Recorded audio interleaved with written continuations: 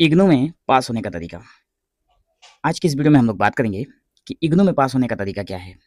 ऐसा क्या है जिसे बच्चे नहीं जानते हैं। बहुत सारे स्टूडेंट्स इन छोटी-छोटी बातों को नहीं जानते हैं और इन चीज़ों को पता ना होने के कारण उनके एग्ज़ाम में मार्क्स कम आ जाते हैं।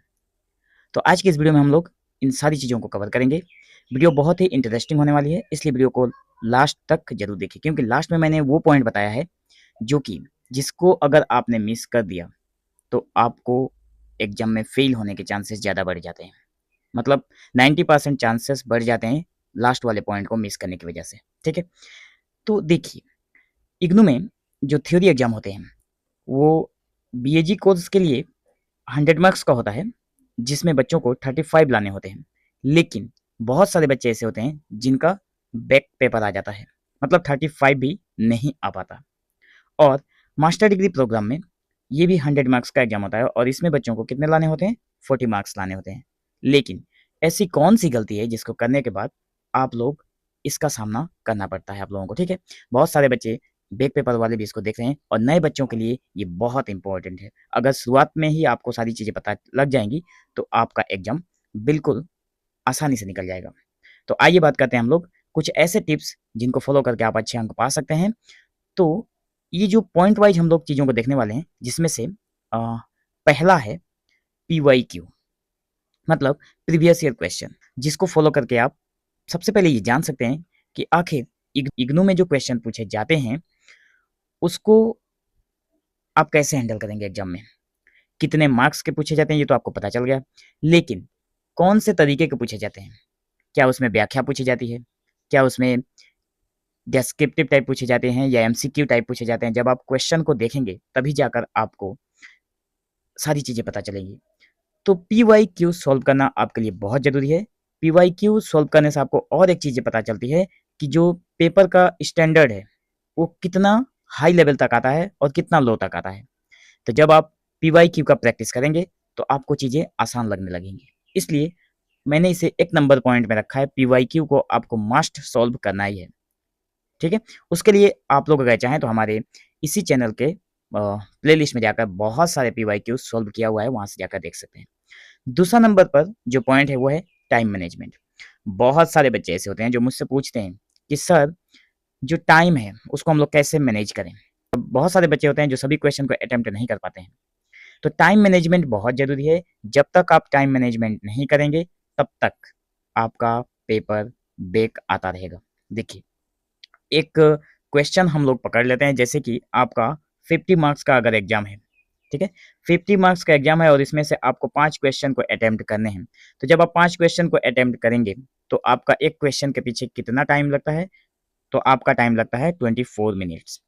अगर आप एक क्वेश्चन को सॉल्व करने में 24 मिनट से ज़्यादा अगर टाइम देते हैं, तो बाकी का एक क्वेश्चन आपके लिए छोटा पड़ेगा या फिर आप लिख ही नहीं पाएँगे। मतलब टाइम नहीं मिलेगा लिखने को। इसलिए आपको ध्यान रखना है कि अगर 50 मार्क्स के एग्ज़ाम हो रहे हैं, तो उसमें आपको 5 क्वेश्चन को सॉल्व करने हैं और उसमें टाइम मैनेजमेंट कैसे आप सेट करेंगे? 24 मिनट में ही एक क्वेश्चन के आंसर को अटेम्प्ट करना है। अगर आपका एग्ज़ाम 100 मार्क्स का है, अगर आपका एग्ज़ाम 100 मार्क्स का हो रहा है, तो आपको एक क्वेश्चन का अटेम्प्ट करने के लिए 36 मिनट मिलेगा। उससे ज़्यादा आपके पास टाइम नहीं है। अगर आप 36 मिनट के अंदर जितना लिख पाते हैं, उतना लिख कर आप उसका आंसर वहीं पे दी एंड करिए। तो अब आप लोगों के मन में सवाल और होगा कि सर, अगर हम 36 मिनट के अंदर लिखते हैं, तो कितने पेज में आंसर लिखें? मतलब कितने पेज में लिखें, वो तो हम बात करेंगे। लेकिन उससे पहले मैं आप लोगों को एक चीज़ और बताना चाहता हूँ कि पॉइंट वाइज़ उत्तर लिखें। ठीक है?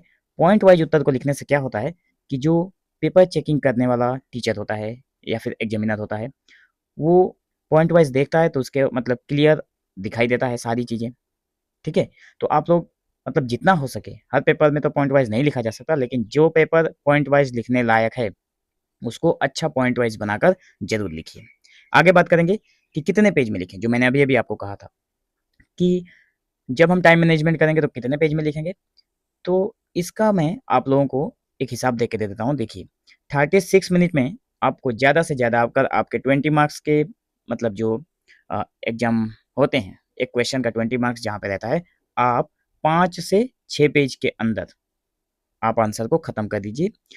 5 पेज या फिर 6 पेज, मतलब 5 अगर पेज में अगर आपका 36 मिनट कंप्लीट हो जाता है तो आप उतना तक ही लिखिए। 6 पेज में आपका 36 मिनट कंप्लीट होता है तो आप वहाँ तक ही रखिए, ठीक है। अब बात करते हैं हम लोग आगे कि जैसे 10 मार्क्स का अगर लिखने हैं तो आपको कितने में लिखना है, कितने पेज के, तो आपको लिखने होंगे 3 से 4 पेज के अंदर आपको अपना 10 मार्क्स वाला आंसर कंप्लीट करना है। अगर 3.5 पेज भी अगर आप लिखते हैं तब भी ठीक है, ठीक है।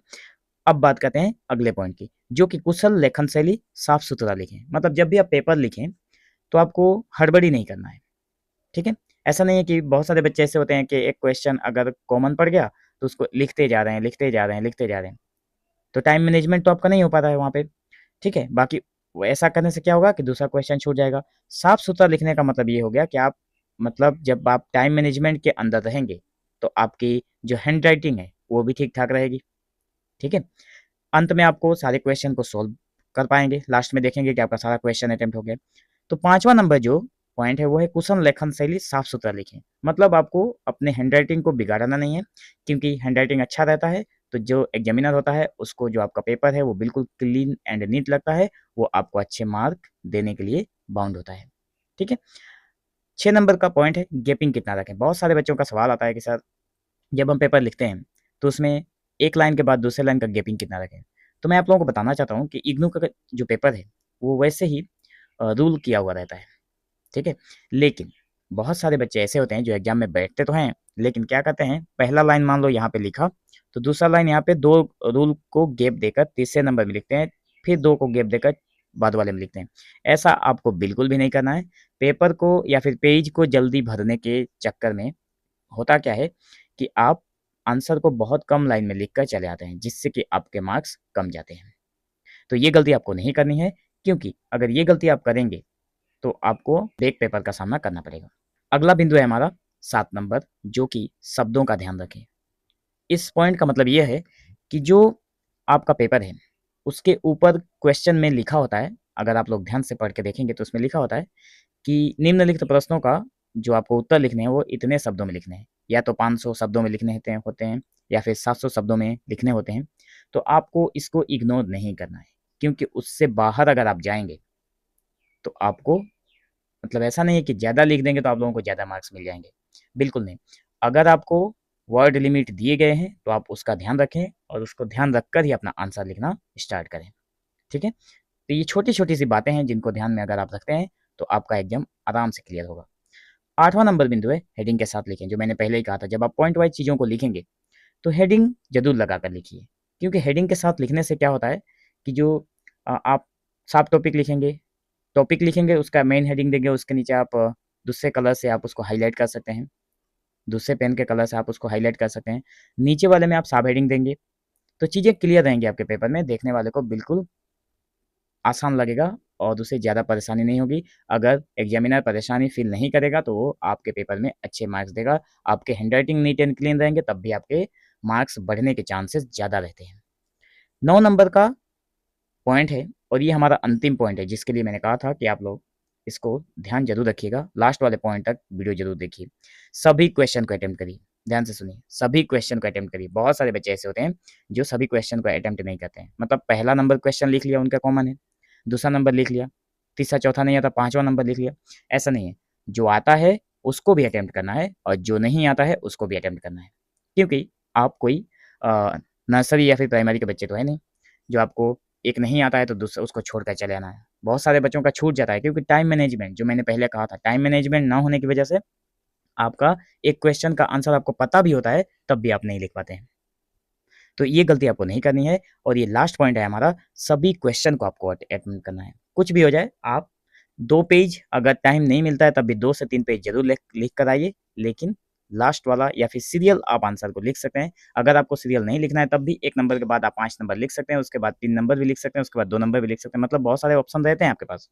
तो आपको जो भी पसंद आता है पहले जो आता है उसको लिख लीजिए, जो नहीं आता है उसमें से थोड़ा बनाकर खुद से बहुत सारी चीज़ों को ऐड करके आप लिख सकते हैं, लेकिन लिख कर जरूर आइए। उसके बाद अब हम देखेंगे कि इस वीडियो में हम लोगों ने क्या-क्या देखा। तो देखिए, इग्नू में पास होने के तरीके में हम लोगों ने देखा कि पीवाईक्यू को आपको सोल्व करना है, टाइम मैनेजमेंट जो कि मोस्ट इंपॉर्टेंट है, पॉइंट वाइज आंसर लिखिए, कितने पेज में लिखें ये भी हमने देखा, साफ सुथरा लिखिए, सिर्फ लिखने से नहीं होता, लिखना कैसे, साफ सुथरा लिखना है, गैपिंग का ध्यान रखिए, आप अगर लाइन का गैपिंग ज़्यादा कर देते हैं तो आपके मार्क्स डिक्रीज होने के चांसेस बढ़ जाते हैं। शब्दों का भी ध्यान रखें कि जो जितने शब्दों में पूछा गया है उसको हम लोगों ने देखा। 8वां नंबर जो है हेडिंग के साथ लिखें और लास्ट और मोस्ट इंपॉर्टेंट जो पॉइंट था हमारा, सभी क्वेश्चन को अटेम्प्ट करें। बहुत सारे बच्चे ये गड़बड़ी करते हैं, लेकिन मैं बार-बार आप लोगों को कहता हूँ कि सभी क्वेश्चन को आप अटेम्प्ट करें। अगर ये सारे टिप्स आप फॉलो करते हैं तो आपका इग्नू में कभी भी बैकलॉग नहीं लगेगा। ठीक है? तो आज की इस वीडियो में बस इतना ही। मिलेंगे हम लोग एक नए वीडियो में, तब तक के लिए धन्यवाद।